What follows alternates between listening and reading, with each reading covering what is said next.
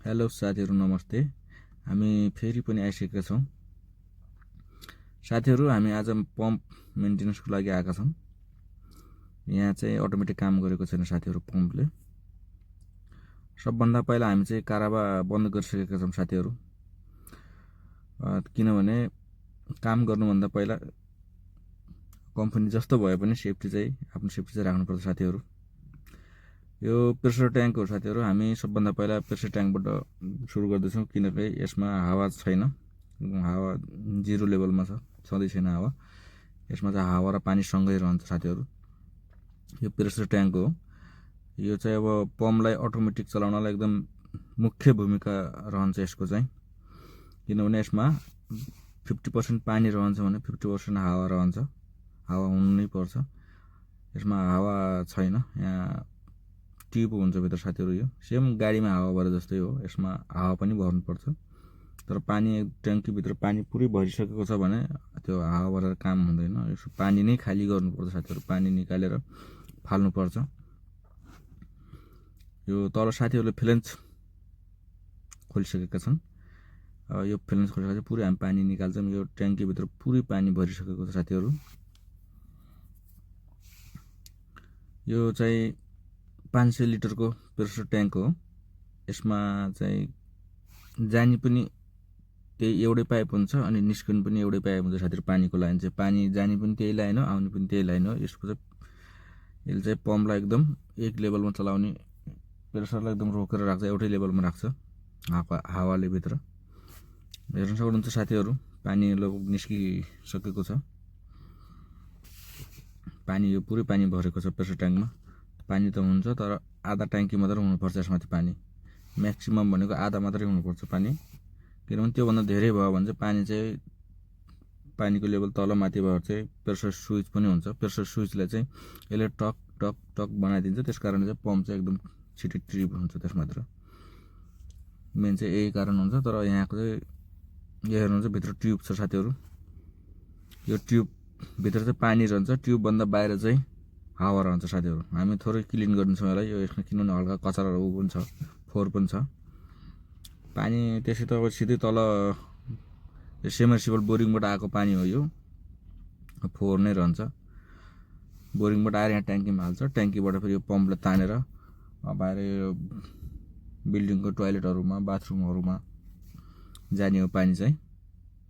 यो चाहिँ अब टोयलेट मात्रै युज गर्न मिल्छ साथीहरू। पानी खाने पानी चाहिँ होइन, यो पिउनको लागि होइन। यो मतलब नुहाउन, टोयलेटको लागि, यताउता सबै जस्तै गार्डनकोहरूको लागि, सिँचाइको लागि, त्यसको लागि मात्र यो पानी।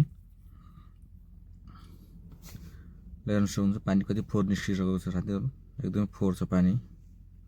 यो चाहिँ यो भित्र ट्याङ्कीभित्र चाहिँ यो खिया लागेर हल्का फोहोर देखेको छ पानी। अब साथीहरू हामी यसलाई फेरि जस्ताको तस्तै लगाउनेछौँ फ्रेन्च टाइट गरेर। अनि हामी यो प्रेसर स्विच पनि हेर्छौँ साथीहरू, किनभने प्रेसर स्विच पनि खराबी छ। यसले पनि पम्प चाहिँ बन्द गरिदिन्छ तर अन चाहिँ गरिदिएको छैन पम्पलाई। हामी त्यसको पनि देखाउनेछौँ भिडियो साथीहरू, प्रेसर स्विच ठिक गर्दा पनि। अहिले चाहिँ यो साथीहरूले लगाउँदैछ। यो लगाइसकेपछि अब एकजनाले चाहिँ उता गर्छ काम।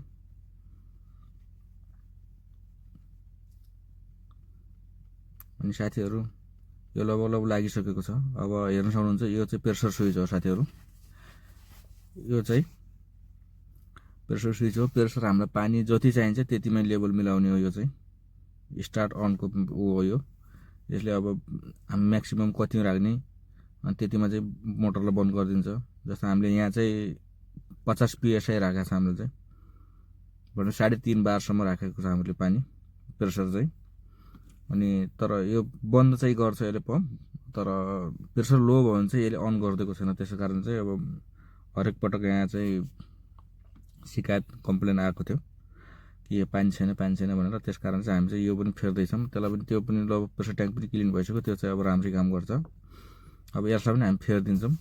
यो फेरिदिएपछि लगभग 6-7 महिनाको लागि अब यहाँ अब कामै आउँदैन, किनभने अब एकैचोटि दुइटै काम भइसकेपछि अब अर्कोचोटि कम्प्लेन लब अरू नै मोटर सोटर बिग्रियो वायरिङहरू केही प्रब्लम भयो भने चाहिँ अब आउने कुरो भयो। तर अब यस कारण चाहिँ अब पानी सानी बन्द हुने र चाहिँ हुँदैन साथीहरू।